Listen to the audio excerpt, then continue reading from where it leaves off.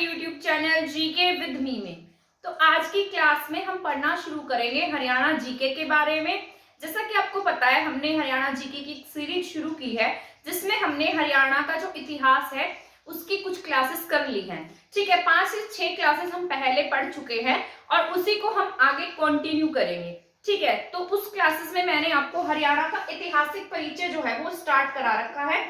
ठीक है, तो आप चाहें तो वो क्लासेस देख सकते हैं, क्योंकि अगर आप वो क्लासेस नहीं देखेंगे तो शायद आपको ये वाली क्लासेस समझ में नहीं आएंगी, क्योंकि मैं इन सभी क्लासेस को इंटरलिंक करके पढ़ा रही हूँ। ठीक है, तो को अगर ये क्लास देखनी है तो आप जाकर पहले वाली क्लासेस देखिए, फिर ये क्लास देखना। इससे क्या होगा, आपकी समझ बनेगी। और मैंने इसको स्टार्टिंग से स्टार्ट किया हुआ है, जो भी हरियाणा की हिस्ट्री है उसको बिल्कुल शुरू से शुरू किया है, तो आपका एग्जाम आने तक आपकी हरियाणा जीके भी कंप्लीट हो जाएगी। तो स्टार्ट करते हैं हमारी आज की क्लास। तो कल पहले आपको पता है, हमने कल की क्लास में पढ़ा था हरियाणा का ऐतिहासिक परिचय, जिसमें मैंने आपको बताया था कि कैसे हरियाणा में, मतलब जिस तरीके से आपके यहाँ पर पहले ऋग्वेदिक काल था, वेद थे, हड़प्पा था, सबसे पहले हड़प्पा था, हड़प्पा के बाद में वैदिक सभ्यता आई, वैदिक सभ्यता के बाद में आपके यहाँ पर महाजनपद का पीरियड आया जिसमें बौद्ध धर्म, जैन धर्म पनपा। उसके बाद जैसे आपके यहाँ पर महाजनपद हुए, महाजनपद में आपको पता है बौद्ध और जैन धर्म थे। आपको पता है इससे पहले सनातन धर्म था। मैंने ये सभी बातें आपको पढ़ा के, इसलिए हम एक बार इसका फास्ट रिवीजन कर लेते हैं, उसके बाद स्टार्ट करेंगे आगे पढ़ना। ठीक है, सिक्कों के बारे में समझाऊंगी मैं आज की क्लास में आपको। महाजनपद के बाद में कोई ऐसा बहुत बड़ा मतलब राजा नहीं हुआ। इसके बाद मौर्य साम्राज्य आया था। ठीक है, महाजनपद के बाद क्या है, मौर्य साम्राज्य। मौर्य साम्राज्य में जैसे आपके चंद्रगुप्त मौर्य था, जिसमें बिंदुसार था और मतलब चाणक्य थे, तो ये सभी मैंने आपको बता दिया था। इसके बाद मौर्य साम्राज्य के बाद में यहाँ पर आपके यहाँ पर पहले हड़प्पा के बाद वैदिक सभ्यता थी, वैदिक सभ्यता के बाद आपके यहाँ पर महाभारत का युद्ध हुआ था। महाभारत में जो पांडव थे उनके क्या बच गए थे, यहाँ पर कुछ वंश पूर्वज मतलब वंशज रह गए थे। ठीक है, तो ये कहीं कहीं छुटपुट एरिया में क्या थे, आपके एक्टिव थे, परंतु ये कहीं ना कहीं दब गए थे। यानी कि इनके बाद में जिस तरीके से यहाँ मौर्य साम्राज्य आया, मौर्य साम्राज्य के बाद में यहाँ जिस तरीके से आपके मौर्योत्तर पीरियड आया, मौर्योत्तर पीरियड के बाद ये कौन उभर कर आए आपके यहाँ पर, जिस तरीके से जो महाभारत काल में पांडवों के वंशज थे, जैसे युधिष्ठिर था, युधिष्ठिर के वंशज थे, अर्जुन के वंशज थे, जिसे हमने अर्जुनायन, योद्धे, कुनिंद इस तरीके से पढ़ा था। मैंने आपको बताया था कि ये कहाँ कहाँ पर एक्टिव थे, अग्र एक्टिव थे। ठीक है, और कुषाणों का हमारे यहाँ पर क्या हुआ था, आक्रमण हुआ था। तो कुषाण क्या हो गए थे, यहाँ ज्यादा हावी हो गए थे, किस पर, योद्धियों के ऊपर ये हावी हो गए थे। तो मैंने आपको ये सभी बता दिया था। इसके बाद हमने बात की थी यहाँ से मिलने वाले अभिलेखों के बारे में, और अभिलेखों के बारे में हमने कुछ हड़प्पा साइट्स पढ़ी थी, किसकी खुदाई कब की गई, किस पर किसने काम किया, सबसे पहले किसकी खुदाई हुई, ये सभी बातें हमने पहले वाली क्लासेस में पढ़ ली हैं। अब आज स्टार्ट करेंगे हम अलग अलग सिक्कों के बारे में। जैसा कि आपको पता है, जो सिक्के होते हैं ना, जैसे पुराने सिक्के थे उनका अध्ययन किया गया, तो उस सिक्कों के अध्ययन करने वाले को नुमेस्टोलॉजिस्ट कहा जाता है। आपको पता होगा कि जितने भी सिक्के होते हैं वो क्या बताते हैं, किसी न किसी शासन करने वाले के बारे में बताते हैं। जिस तरीके से इस प्रकार कोई सिक्का लगा लीजिए, इस प्रकार कोई सिक्का लगा लीजिए, तो ऐसे क्या मिले, उस टाइम में कुछ सिक्के मिले थे। ठीक है, यानी कि इसे हम क्या कहेंगे, कॉइन्स कहेंगे। ठीक है, तो ये कॉइन्स मिले, पर सिक्कों के आधार पर हम किसी भी पीरियड का पता नहीं लगा सकते। इस पीरियड का पता हमें किससे लगता था, ज्यादातर किताबें क्या होती थी, ऑथेंटिक होती थी, क्योंकि उसमें जो लिखी गई जानकारी है ना वो कुछ हद तक सही होती थी। ठीक है, परंतु जो सिक्के हैं, सिक्कों के बारे में हम पूर्ण रूप से ऐसा नहीं कह सकते कि जो सिक्के हैं वो पूरी की पूरी सही जानकारी देते थे, क्योंकि ऐसा देखने में मिला है कि जो ये सिक्के थे ना, ये पहले बता देती हूँ कि जो सिक्के थे वो कैसे बनाए जाते थे। जैसे कोई भी धातु होती थी तांबे की, या फिर कोई सिल्वर होता था, टिन होता था, उस धातु को क्या किया जाता था, पिघला दिया जाता था, और पिघलाकर एक शेप दे दी जाती थी। या तो वो ऐसे सर्कल में होता था या ऐसे रेक्टेंगुलर शेप में होती थी। ठीक है, फिर इसके ऊपर क्या किया जाता था, कोई भी राजा महाराजा होगा जो भी सिक्के छपवाता था, तो इसके पास एक कोई भी अपनी एक मोहर होती थी, और ये जिस तरीके से क्या होगी, धातु गर्म होगी। ठीक है, गर्म होने पर इसको किसकी फॉर्म दे दी गई, एक सिक्के की फॉर्म दे दी गई। और इसके ऊपर अगर आपके पास ही कोई धातु है, गर्म धातु है जो अभी अभी बनी है, उसके ऊपर आप कोई भी ऐसे मार्क करेंगे तो मार्क उसके ऊपर छप जाता है। उसी प्रकार जो राजा था, राजा के पास क्या होती थी, कोई भी मोहर होती थी और वो उस मोहर को क्या करता था, इन सिक्कों के ऊपर ऐसे छपवा देता था, यानी कि आहत दी जाती थी, जोर देकर छपवाना। तो इन्हें क्या नाम दिया गया, आहत सिक्के या फिर पंच्ड मार्क सिक्के भी इन्हें हम कहते हैं। ठीक है, तो इसके अलग अलग नाम रखे गए, पंच्ड मार्क सिक्के, जिसे हमने क्या कहा है, आहत सिक्के भी कहा है। ठीक है, तो ये सिक्के थे जिनको किसी कोई ना कोई राजा या कोई महाराजा इस तरीके के लोग क्या करते, मार्क करवाते थे या बनवाते थे, ताकि इनके बारे में लोगों को पता लग सके। तो इस प्रकार जो सिक्के थे, हम ऐसा नहीं कह सकते हैं कि जो ये सिक्के थे ये पूर्ण रूप से सही थे या बिल्कुल सही सटीक जानकारी देते थे, इनमें कुछ न कुछ गड़बड़ियां भी देखने को मिली। अब जैसे आपके यहाँ पर एक राजा था जिसका नाम था चंद्रगुप्त सेकंड। ये मौर्य वाला नहीं है, ये दूसरा है, चंद्रगुप्त फर्स्ट। उसके बाद कौन आया था, समुद्रगुप्त। ये समुद्रगुप्त का क्या है, बेटा है। ठीक है, क्या नाम था इसका, चंद्रगुप्त सेकंड, जिसे विक्रमादित्य भी कहा गया। ठीक है, जो आपके वहां पर मेहरौली स्तंभ है उसके ऊपर चंद्र लिखा है, तो वो ऐसा माना जाता है कि वो यही था। तो इसने हमारे जब इंडिया पर जब शकों का आक्रमण हुआ था, ठीक है, किसका आक्रमण हुआ, शकों का, तो ऐसा माना जाता है कि जो शकों का आक्रमण हुआ तो इसने क्या किया, शकों को भारत से खदेड़ दिया, यानी कि इनको हराकर भारत से भगा दिया था। ठीक है, और भारत से भगाने के बाद इसने क्या हासिल की, जीत हासिल की थी। किसने, चंद्रगुप्त सेकंड ने। अब इसने जीत हासिल कर ली, तो जीत हासिल करने के बाद ये बहुत प्रसन्न हुआ, और प्रसन्न होने के बाद इसने शकारी यानी शकों को मारने वाला, आरी मतलब मारने वाला, शक प्लस आरी, तो ये इसने क्या उपाधि धारण की, शकारी की उपाधि धारण की थी। किसने, चंद्रगुप्त सेकंड ने। और इसने इस खुशी में चांदी के सिक्के चलवाए थे। किसके सिक्के चलवाए, चांदी कह लीजिए या सिल्वर कह लीजिए, क्या करे, इसने चांदी के सिक्के चलवाए थे। मिंट में बनते हैं, आहत सिक्के बनते हैं, तो इसने अपनी फॉर्म में देकर उनको नया रूप दिया। तो ऐसा माना जाता है कि जो इसके टाइम के सिक्के मिले हैं, ये बाद में जब खुदाई हुई, अंग्रेजों के टाइम पीरियड में खुदाइयां हुई, तो उसमें क्या मिले, बहुत सारे कॉइन्स मिले, जिसमें से इसका कॉइन भी मिला। तो इन्होंने क्या किया, इस कॉइन को मतलब तोड़ कर देखा होगा या इसको पिघला कर देखा होगा। जब इसको पिघला रहे थे या फिर इसको तोड़ रहे थे, तो इन्होंने क्या देखा कि जो भीतर का जो सिक्का है ना, वो किसी और टाइम पीरियड का है, और इसने क्या किया, बाहर जो इसने जो सिल्वर है यानी कि चांदी है, इसकी क्या कर दी, परत चढ़वा दी थी। जो बाद में पता लगा, यानी कि जब खुदाई हुई तब पता लगा कि ये जो सिक्के हैं ये इसके टाइम पीरियड के नहीं थे। जो ये सिक्के पाए गए, जो भीतर वाला सिक्का था, ये सातवाहनों के टाइम पीरियड का था। किसका था, सातवाहनों का। सातवाहन वही हैं जिन्होंने ज्यादातर इंडिया में शीशे के सिक्के चलवाए। सबसे पहले शीशे के सिक्के इनके टाइम पीरियड में ही चले थे, सातवाहनों के।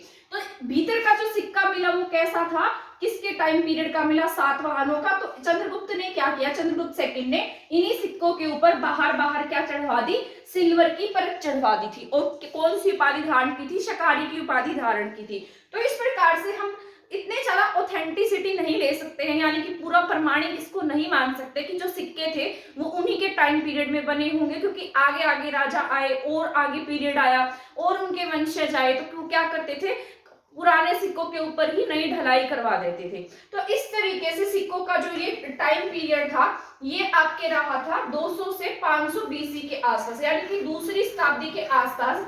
आपके यहाँ पर बहुत ज्यादा पुस्तकें नहीं लिखी गई, ना कोई ऐसा राजा महाराजा हुआ, क्योंकि आपको पता है जो पुस्तकें हैं वो राजा महाराजा के समय रहने वाले जो कवि होते थे, यानी कि उनके दरबारी कवि थे, वो उनकी प्रशंसा में क्या लिखते थे, पुस्तकें लिखते थे।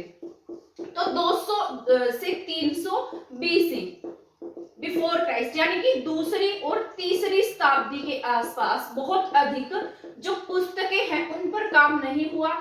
इस टाइम पीरियड में हमें क्या मिला देखने को, सिक्के मिले हैं, और सिक्कों से ही हम अंदाजा लगा सकते हैं कि ये कौन से टाइम पीरियड के होंगे।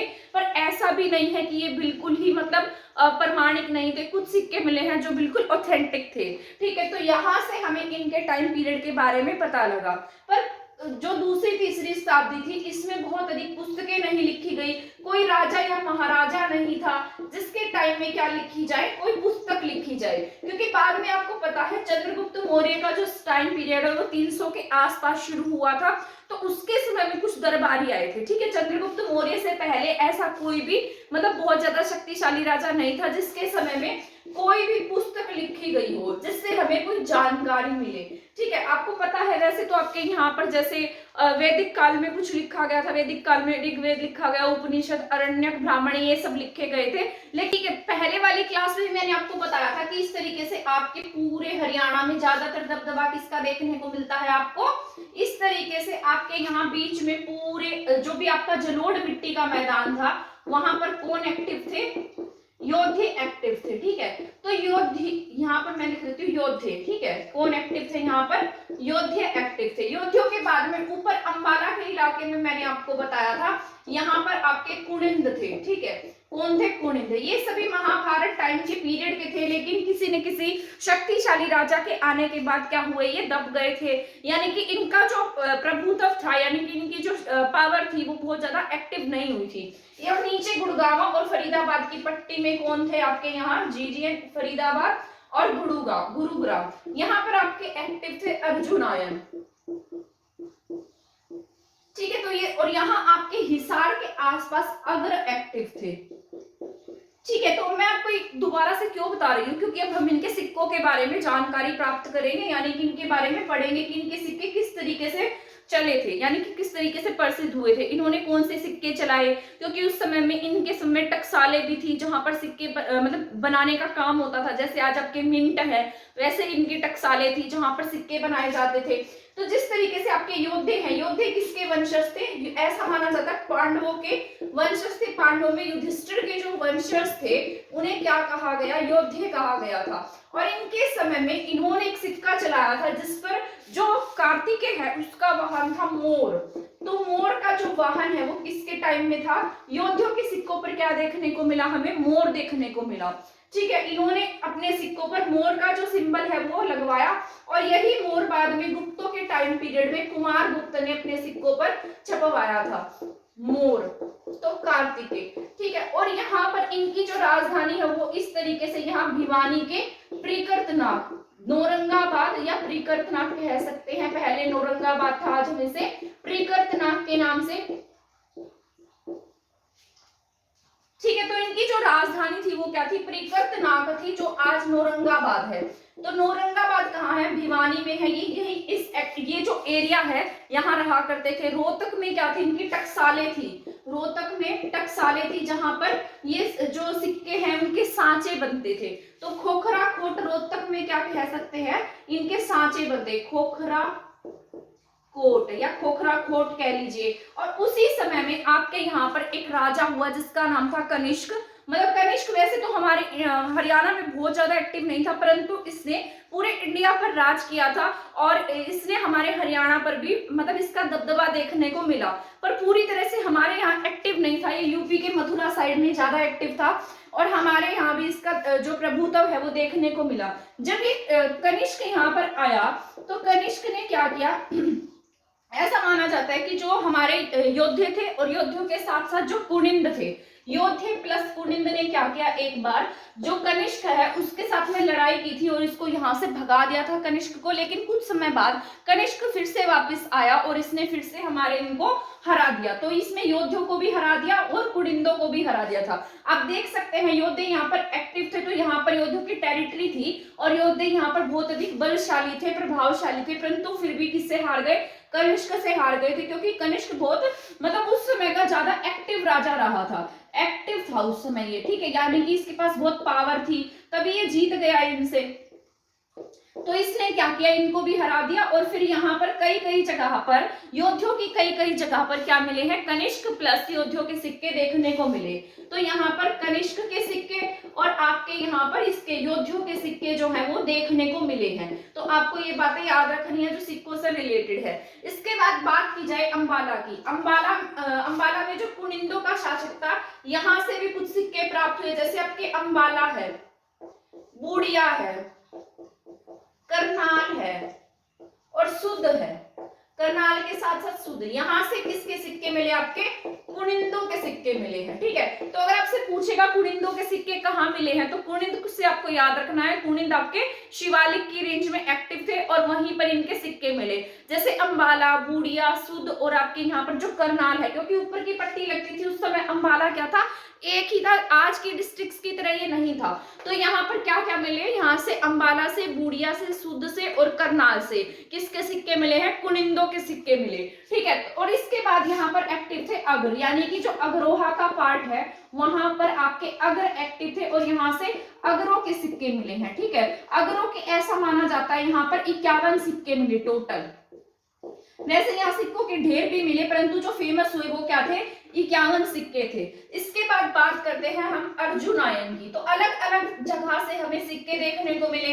अर्जुनायन वो थे जो अर्जुन के वंशज थे। किसके वंशज थे?